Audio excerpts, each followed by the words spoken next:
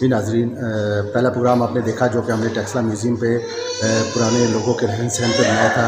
یہ پروگرام میں اس وقت بودھزم پر بنا رہا ہوں اور بودھزم مذہب کی تاریخ پر ہم بات کریں گے، میرے ساتھ رہیے۔ گوتم بدھ جنوبی نیپال میں ہمالیہ کے دامن میں بنارس سے 100 میل کے فاصلے پر ایک مقام لمبانی میں 563 قبل مسیح میں پیدا ہوئے۔ ان کے والد کا نام سدھونا تھا، جو ایک قوم ساکیا کے راجا تھے۔ ان کی ایک چھوٹی سی ریاست تھی۔ گوتم کشتری خاندان سے تعلق رکھتے تھے۔ ان کا ذاتی نام سدھارتھ اور خاندانی نام گوتم تھا۔ قبیلے کے نام پر انہیں ساکیا منی بھی کہا جاتا تھا۔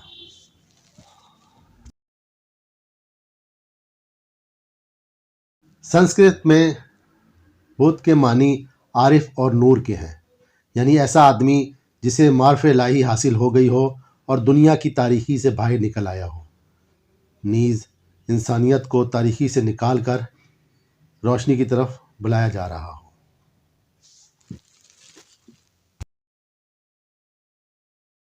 گوتم بدھ کیسے ایک روحانی رہنما بنے؟ کہانی کچھ ایسے شروع ہوتی ہے۔ جب گوتم پیدا ہوئے تو ان کے والد کو ایک سادھو نے کہا، اگر یہ لڑکا گھر سے باہر نہ نکلے تو ایک بڑا بادشاہ بنے گا، اور اگر گھر سے باہر نکلا جنگلوں کی خاک چھاننا اس کی نصیب میں ہوگی۔ اس پیشن گوئی کے تحت راجا نے ایک بڑے محل میں گوتم یعنی بچے کے لیے آرائش و عیش کے سامان بام پہنچائے۔ جب گوتم بڑے ہوئے تو قریبی ریاست کے راجا کی بیٹی یشودھرا سے ان کی شادی کروا دی، تاکہ ازواجی زنجیر اسے ترک دنیا کی طرف مائل نہ کرے۔ بدھ روایات کے مطابق گوتم بدھ کو 4 نظارے ہوئے جنہوں نے ان کی طبیعت کو بدل کے رکھ دیا۔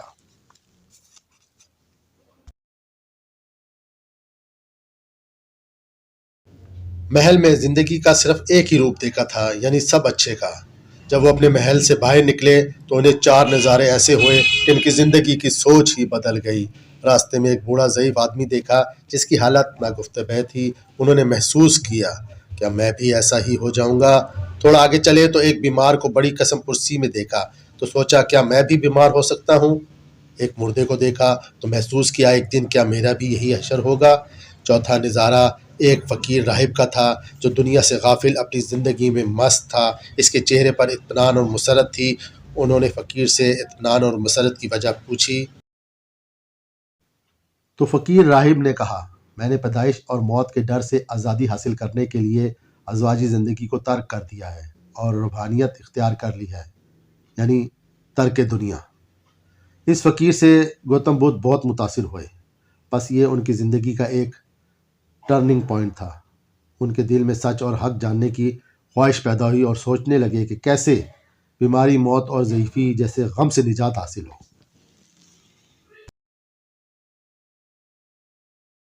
آخر کار ایک دن 29 برس کی عمر میں گوتم نے جوان بیوی اور نومولود بچے کو سوتے ہوئے چھوڑا اور جنگل کی راہ لی، یعنی روحانیت اختیار کر لی۔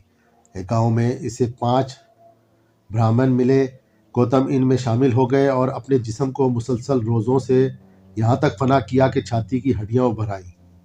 6 برس اسی طرح مجاہدے اور نفس کشی میں گزارے، لیکن سکون کا راستہ میسر نہ آیا۔ وہ مراقبے سے تنگ آ گئے۔ انہوں نے کھانا پینا شروع کیا اور ایک گیا نامی مقام پر درختوں کے ایک جھنڈ میں بیٹھ گئے اور عزم کیا کہ جب تک عرفان حاصل نہیں ہوتا میں یہیں بیٹھا رہوں گا۔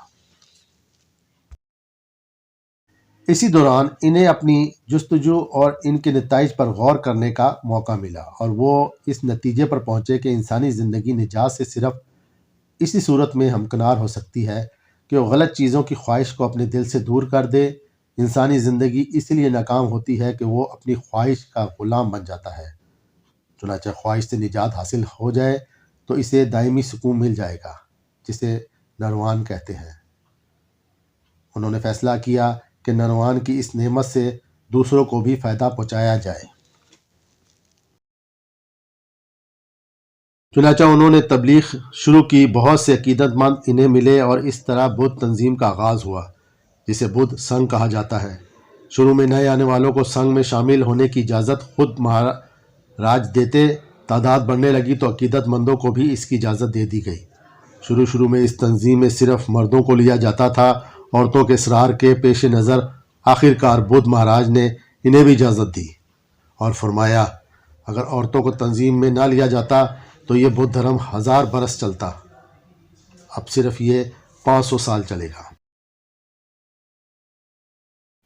بدھ مت تنظیم کے یہ اصول ہے: زرد کپڑے پہننا، سر منڈوانا، کشکول رکھنا، ہر روز کچھ وقت مراقبے کے لیے وقف کرنا، جس میں یہ کہا جاتا ہے میں بدھ میں پناہ لیتا ہوں، میں دھرم میں پناہ لیتا ہوں، میں سنگ میں پناہ لیتا ہوں۔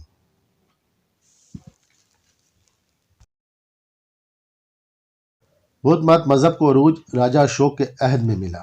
راجا اشوک ہندوستان کے مشہور راجا گپت موریہ کا پوتا تھا، جس کا دور 268 سے 232 قبل مسیح رہا۔ اگر اشوک بدھ مت کی تائید نہ کرتے تو بدھ مت کب کا ختم ہو چکا ہوتا۔ اس بنا پر اشوک کو بدھ دھرم کا بانی ثانی خیال کیا جاتا ہے۔ بدھ مت کی ترقی اور اس کی اشاعت میں اشوک نے ایک مرکزی کردار ادا کیا۔ اسی کی کوششوں کے نتیجے میں بدھ مت ہندوستان میں رائج ایک مذہبی فرقے کی حیثیت سے ترقی کرتا ہوا ایک بین الاقوامی مذہب بن گیا۔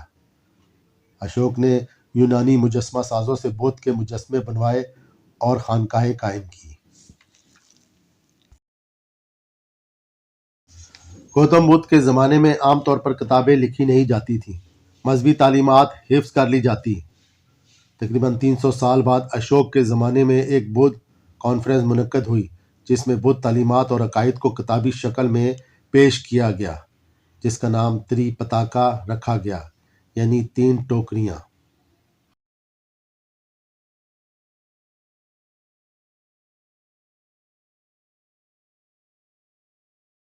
گوتم بدھ کی وفات کے حالات تفصیل کے ساتھ بدھ دھرم کی کتابوں میں درج ہیں۔ روایت کے مطابق بنارس کے قریب ایک گاؤں کسنارا میں ان کے لیے 2 درختوں کے نیچے ایک صوفہ تیار کیا گیا، جہاں پر وہ بیٹھے تھے۔ ان پر غنودگی طاری ہوئی اور وہ 80 برس کی عمر میں وفات پا گئے۔ ان کی لاش کو جلا دیا گیا اور ان کی ہڈیوں کو 10 مختلف مقامات پر دفن کر دیا گیا اور وہاں عظیم گنبد بنا دیے گئے، جنہیں اسٹوپا کہا جاتا ہے۔ 1959 میں پشاور کے علاقے میں جب ایک اسٹوپا کو کھولا گیا تو شیشے کے ایک مرتبان سے 3 ہڈیوں کے ٹکڑے ملے۔ باقی ہڈیاں سری لنکا، نیپال، بھارت، بھوٹان، جاپان اور اس کے آس پاس دیگر ممالک میں اسٹوپا بنا کر رکھی گئیں۔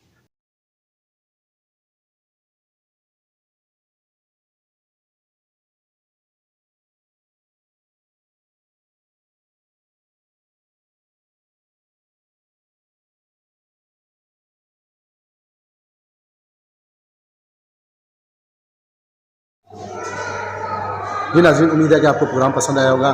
اگلے پروگرام تک کے لیے ندیم حسن کیانی کو اجازت دیجیے۔ اللہ حافظ۔